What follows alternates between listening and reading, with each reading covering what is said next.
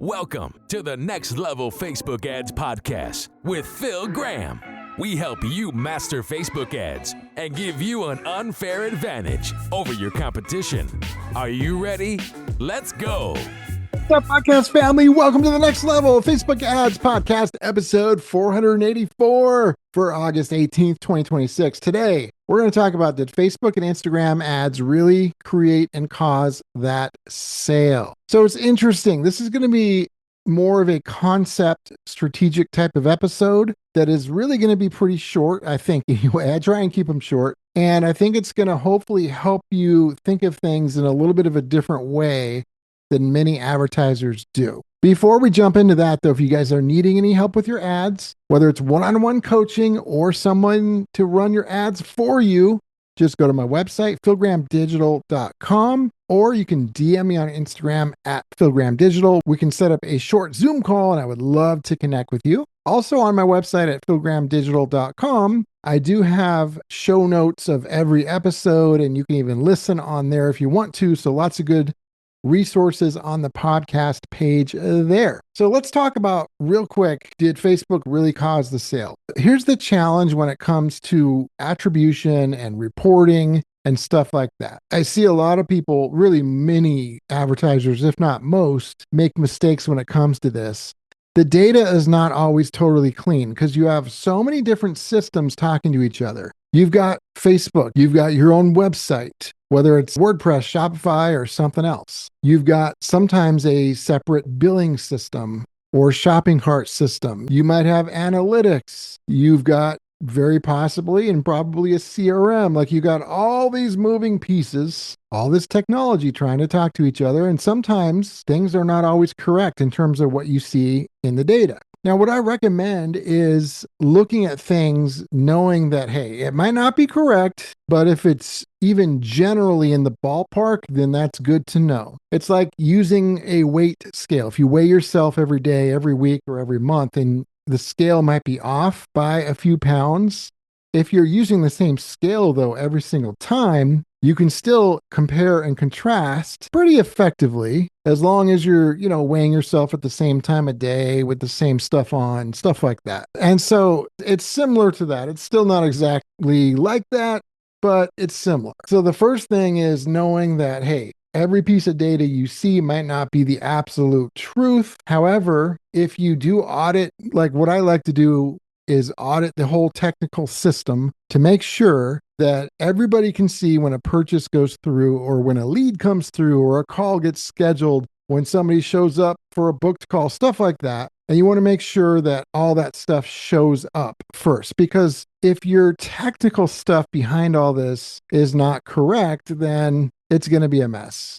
If it's correct, it's still probably not going to be exact, but it should be at least in the ballpark that you can kind of count on it if you look at everything. And the other thing that I want to mention in regards to this, so I don't just look at what the ads manager data tells me. I compare that to sales data, to website data, to Google Analytics, to CRM data. And many times, depending on the situation, depending on the client, we might aggregate all that data into one place where it's easy to identify, look at, view trends, stuff like that. And that can be really powerful. But whether you do that or not, I encourage you guys to really look at data from many different sources. So you have different sources of truth that hopefully combine into one. So that should help you try and determine what sales came from where. But here's the other thing I want to mention, because this is the thing that I really want you to hear in this episode more than probably anything else. And that is this, because this is not a technical episode about how to do all this. Like, in fact, that's something that you would probably need consulting for, because you can't just, everybody's got different systems. So it's a heads up on this stuff, but here's what I really want you to hear. So many people will draw a line in the sand and say, okay, this sale either came from Facebook or it didn't. Total failure on the ad or total success on the ad. And I don't see things that way. Here's what I've found in my years of running ads is that ads help organic, organic helps ads, or even ads on one platform can help ads on a different platform and vice versa. So for example, I've had situations where a client was running ads, especially years ago.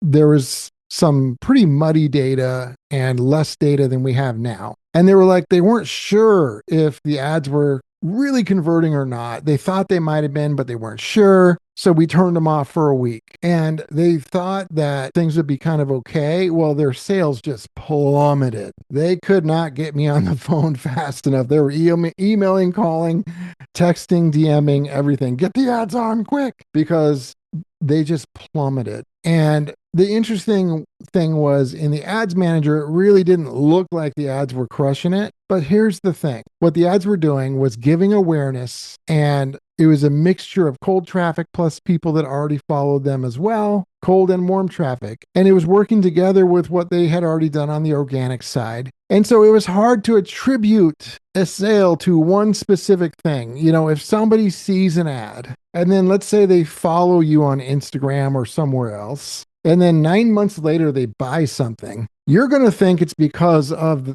Instagram or TikTok or wherever they followed you. But if they never would have known about you had it not been for the ad 9 months ago, then they never would have found you and they never would have bought. And so my point is this: I don't look at ads in a silo. I look at it along with everything else. It doesn't mean you shouldn't judge them and be careful with cost per purchase and all that stuff. But I also don't like being too rigid, because if you just silo everything, I think that could do more harm than good in certain situations. So I hope this is helpful. I didn't want to get too technical on this, but my point is this: whether your ads came from Facebook or not, that is a valid question. And sometimes the quality of your data can answer that question. And we work hard at doing that. But even when you're not 100% sure, there's a lot of value in using those ads to get in front of people and combined with anything and everything else you do. And so you might not want to judge anything too harshly before you either